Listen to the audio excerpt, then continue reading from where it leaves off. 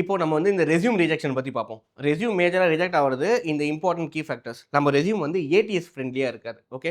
நம்ம ரெஸ்யூம்ஸ ஹெச்ஆர் கிட்ட கொண்டு போறதுக்கு முன்னாடியே நாக்ரிலயோ, லிங்க்டின்லயோ நம்ம ரெஸ்யூம்ஸ் எல்லாம் ஒரு ரோபோட் தான் வந்து செக் பண்ணும். எந்த ஜாப்க்கு இந்த ரெஸ்யூம் சூட் ஆகுன்றத அது ஒரு வாட்டி கிரால் பண்ணிட்டு அந்த கீவேர்ட்ஸ எடுத்து தான் நம்மள கொண்டு போய் கரெக்ட்டா மேட்ச் பண்ணும். நம்ம ரெஸ்யூம் வந்து ப்ராப்பரா இல்லனா பாட்டே வந்து நம்ம ரெஸ்யூம ரிஜெக்ட் பண்ணி கீழ போட்டுரும். ஹெச்ஆர் கிட்ட போகவே போகாது. எந்த பிளேஸ்ல என்ன வைக்கணும்னு நமக்கு ஒரு ஐடியா இருக்காது. எங்க சம்மரி வைக்கணும்?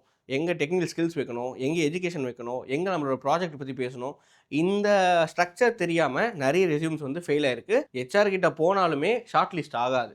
அதுக்கப்புறம் பிடிஎஃப்ல போடணுமா வேர்டில் போடணுமான்னு கன்ஃபியூஷன் இருக்கும். ஆக்சுவலாக வேர்டில் போடுற மாதிரி இருந்தால் ப்ராப்பர் அலைன்மெண்ட் ஃபிக்ஸ் பண்ணிவிட்டு வேர்ட் அப்லோட் பண்ணுங்கள். அப்படி இல்லையா பெட்டர் பிடிஎஃபாக கன்வெர்ட் பண்ணி பிடிஎஃபாக போடுங்க. பட் ப்ரொவைடட் உங்களோட எல்லா ஸ்கில் செட்டும் உள்ளே வந்துருச்சு. எஜுகேஷன் டீட்டெயில்ஸ், அதோட டேட்ஸு, இயர்ஸு இதெல்லாம் கரெக்டாக இருக்கான்னு பாருங்கள். 20 பேஜுக்கு ரெஸ்யூம்லாம் அப்லோட் பண்ணாதீங்க. சிங்கிள் பேஜ் ரெஸ்யூம் ரெடி பண்ணுங்கள். நீங்கள் ஃப்ரெஷராக இருந்தீங்கன்னா நீங்கள் ஒரு எக்ஸ்பீரியன்ஸ் 3 to 4 இயர்ஸ் எக்ஸ்பீரியன்ஸ் இருந்தால் 2 to 3 பேஜஸ்க்கு மேலே ரெஸ்யூமே எடுத்துகிட்டே போகாதீங்க.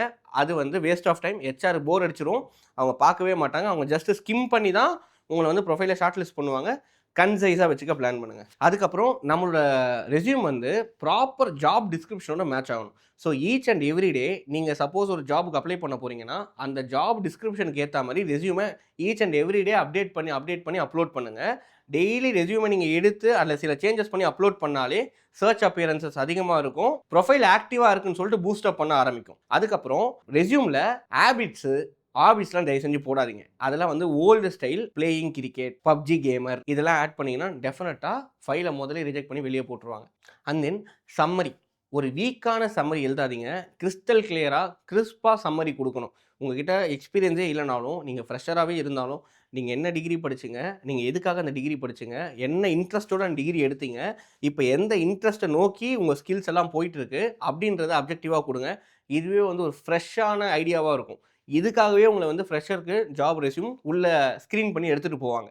அதுக்கப்புறம் ரெஸ்யூமில் நீங்கள் மேஜராக போட வேண்டியது நீங்கள் ஃபைனல் இயரில் பண்ண ப்ராஜெக்ட், வெளியே ஏதாச்சும் ட்ரைனிங் இன்ஸ்டியூட்லையோ இல்லை கோச்சிங் சென்டர்லையோ இல்லை சாஃப்ட்வேர் டெவலப்மெண்ட் பண்ணுற கம்பெனிஸ்லையோ இன்டர்ன்ஷிப் பண்ணியிருந்தீங்கன்னா அங்கே என்ன ப்ராஜெக்ட்ஸ் பண்ணீங்க, அங்கே என்ன நீங்கள் நோட்டீஸ் பண்ணீங்க, அந்த ப்ராஜெக்ட்ஸை கிறிஸ்டன் கிளியராக போடுங்க. அதில் நீங்கள் என்ன ஒர்க் பண்ணீங்கன்றதையும் கிளாரிஃபைடாக போடுங்க. அதை 1க்கு 2 தடவை ரிவைஸ் பண்ணிவிட்டு இன்டர்வியூக்கு போங்க.